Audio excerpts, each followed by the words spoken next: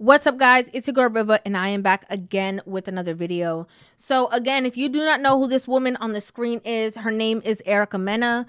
She started off being a like a video girl a long time ago, which then translated in her going on the reality TV show Love and Hip Hop. And now she is, I believe, doing her own reality show. Her catalog is kind of lengthy of all the other things that she's done.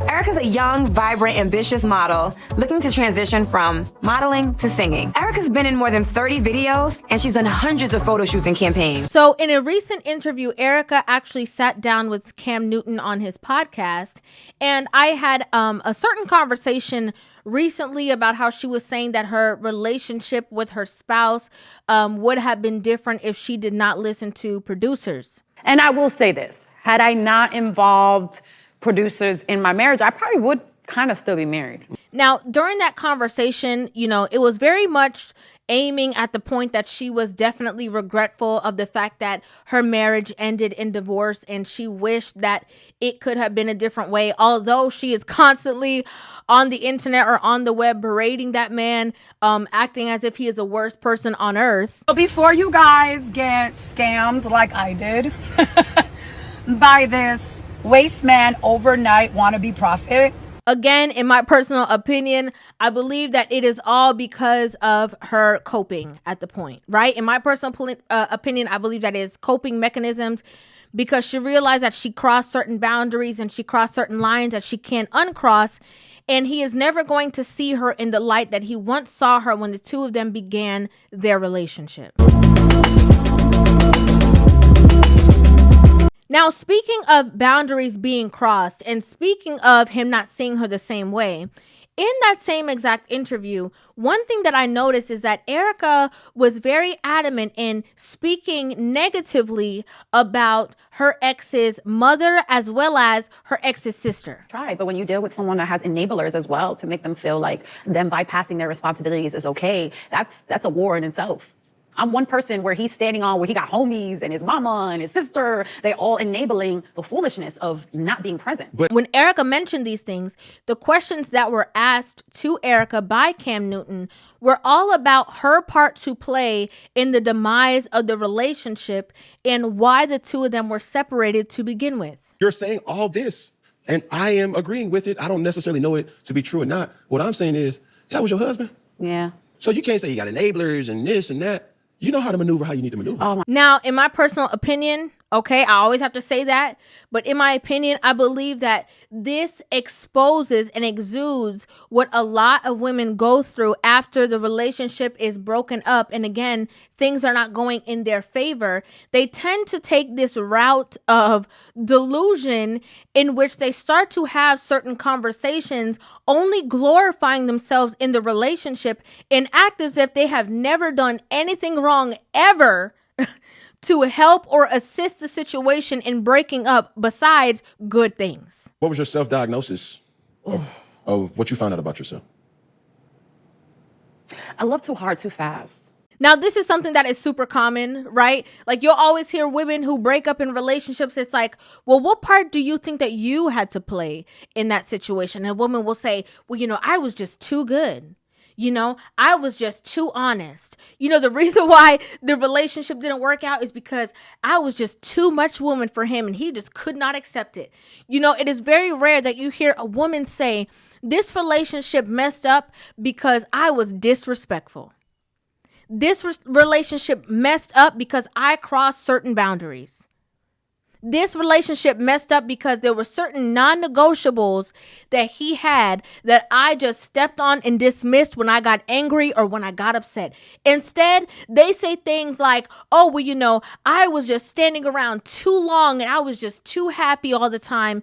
And I just gave him so much and he was just too immature. The point, we were divorced and I was still going up and beyond. You know why? Because I also feel like men, they get it late. Now, people might say, well, maybe the things, Rivah, that she's saying are true, you know, because we weren't there. We weren't a fly on the wall in the relationship. But however, being that their relationship has taken place on reality TV, we've seen the parts to play within the relationship that any man would deem disrespectful, and that would be contrary to the way in which she stated that she acts in relationships. Saying that you are submissive, saying that you are respectful, when we have literally seen and watched the blatant disrespect, again, not only on reality TV, that could be, in spaces where they are purposely perpetrating certain behavior, but on literal Instagram, where she has called this man all kinds of things, tried to emasculate this man, like come for his character and all these things. We've literally watched this in 4K. I gotta sit back and watch my kids literally suffer already as it is because you're their daddy. A lot of women have a very hard time accepting responsibility to their own flaws. A lot of women have a very hard time taking accountability for their actions.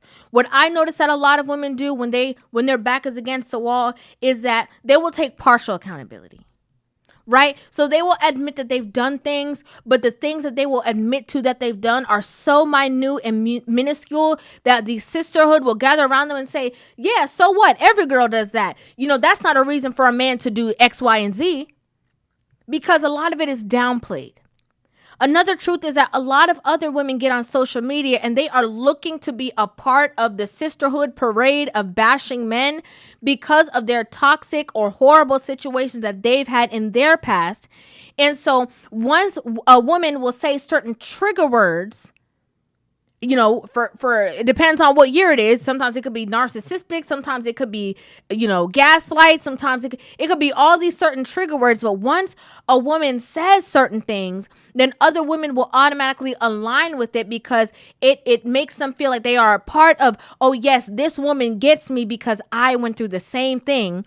Although if we were to actually sit down and have a real conversation, the percentage of women who are truly going through things and the percentage of women who are in situations that are self-inflicted, that's a whole different conversation for a different day. Y'all may not like it, but I'm just keeping it really real with y'all.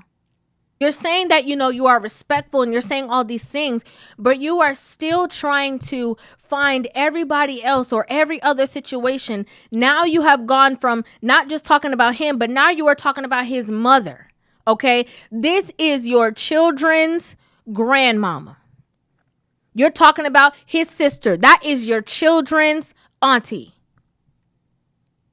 And I feel as though, again, my opinion, that the reason why women do these things, they separate themselves from the grandma or the aunties or the extended family of the man, is because they are convinced that whatever a woman that is in their family is supposed to automatically take their side. That is delusional. I have to be 100% honest with you. A lot of women do this. They break up with a man and try to call his mom or try to call his sisters and talk bad about him. Why would you assume that these people are supposed to be on your side? They might not agree with certain behavior. They might not like certain things, but at the end of the day, they're going to be in protection of their own. And I'm sure it's the same exact way on her side. I'm sure if her ex-husband went to her mom and was bringing out a plethora of things that she's doing on social media, the things that she said about him, the way that she's berated him, her mom would say, okay, cool, I hear you, but that's my child. Conversation will be over. Everybody would understand that. But when it's a man, a lot of women want other women to trump, their relation to that man with relating to another woman. That does not make sense. That's not logical thinking. And again, all of the things that you're doing, pointing to the mom, pointing to the sister, pointing to him, pointing to his childhood traumas, pointing to all these things, all of these things that you are doing are options in which you are using to deflect blame. Look at everybody else. Look at his mom. Look at his sister. Look at them. Look at this person. Look at everybody else. Don't look at me. And the reason why they're saying these things so everybody else can look at everyone else is because she doesn't want to look at herself. She doesn't want to admit to her part to play. But She said that she's going through a transformation and change, and that people are going to be surprised with the version that she's going to present of herself. And I think that, you know, part of recognizing change, or part of growth, or part of evolution is being able to be honest with yourself. That's so vital. Being able to say, I was tripping. I've been tripping. It's been me. Being able to call out your anger issues. Being able to call out the fact that, you know, you have a button. You know, people say, oh, you know, the reason why they got that, you know, that version of me is because they press my buttons. Remove the button. A lot of people are not willing to remove the button because it puts them in a space of vulnerability. That's the truth. But to be able to grow and evolve is to be vulnerable. Even when it doesn't feel so good. Even when it doesn't feel so nice. That humility of going down and saying, yeah, yeah, maybe that person brought some flaws to the situation, and maybe that person brought some things to the relationship, but you know what? I did this too. You know what? I wasn't pleasant all the time. You know what? There was some times that I did cross certain lines.